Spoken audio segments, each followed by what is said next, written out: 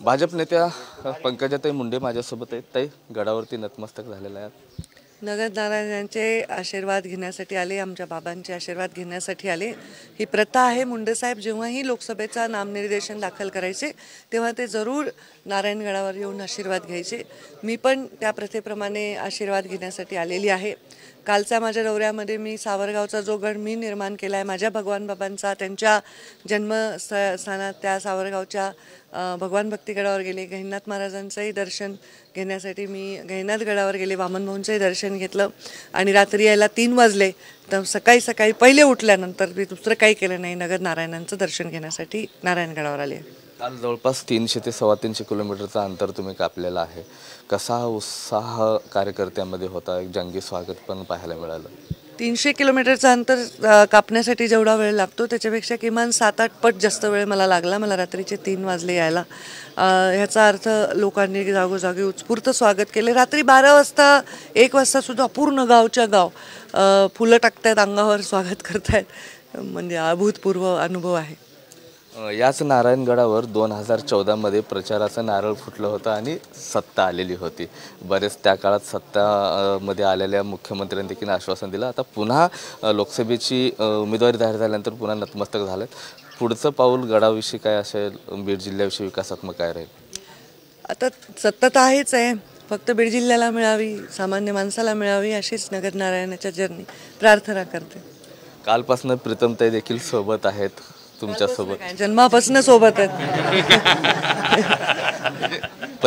पहिल्या दिवशीची उमेदवारी जाहीर झाली बीड जिल्ह्यामध्ये सांगतो. आहेच आहेत नाही काय माझ्यासोबत आहेत. ते खासदार आहेत, त्यांच्या नेतृत्वाखाली निवडणूक चालली आहे. आपले जे बंधू आहेत साताऱ्याचे छत्रपती महाराज, त्यांना तिकीट मागण्यासाठी दिल्ली दरबारी वाऱ्या कराव्या लागतात असं ट्विट शिवसेना उद्धव ठाकरेंच्या कार्यकर्त्यांनी केलं आहे. त्यावर मी काय करणार?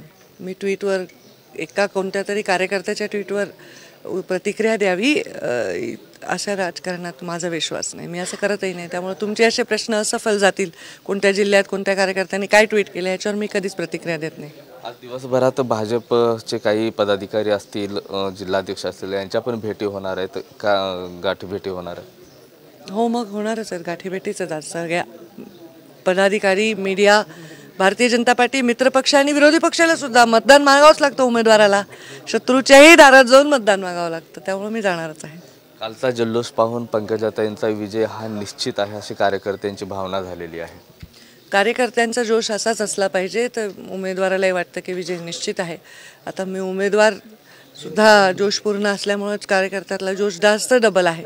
पण जोशमध्ये होश नाही कार्यकर्त्यांचे गेले पाहिजे. त्यांनी पूर्ण रेग्युलर काम केलं पाहिजे आणि कोणताही विजय हा निश्चित मानावा, पण तो निश्चित होईपर्यंत कष्ट करत राहावे. 2 वेळा प्रीतमताईच्या पाठीमागे तुम्ही होतात, आज प्रीतमताई तुमच्यासोबत आहे. हो, आहेच. आता प्रीतमताई माझ्या 3 वर्ष झाले माझ्या जन्मून की त्या आल्याच माझ्यासोबत. तर आता कुठं जाणार आहेत आम्ही? आगे मागेच जातो पुन्हा सोबतच. ताई, किती मतांची लीड साधारणतः राहील कालचा उत्सव बघून? काहीतरी देणं आहे आता मोठ्या ताईंना? निश्चितच आहे देणं, आणि आत्तापर्यंत बीड जिल्ह्याच्या इतिहासात राहिली नाही एवढ्या मोठ्या प्रमाणात लीड निश्चित ताईंना मिळेल. कारण मी जसं म्हणते की ताई नेत्या म्हणून निवडणूक लढवण्यासाठी किंवा आम्ही ताईंसोबत काम करताना त्यांनी निवडणूक लढावी ह्याच्यासाठी सुद्धा सर्वसामान्य जनता पंकजाताईंना मतदान देण्यासाठी खूप उत्सुक आहे.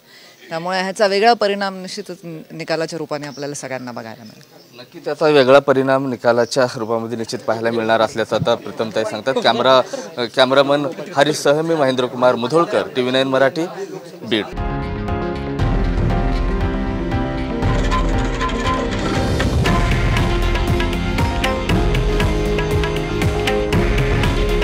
हे आहे देशातील नंबर 1 न्यूज नेटवर्क आणि आपण पाहत आहात TV9 मराठी. काळजी तुमची, हित महाराष्ट्राचं.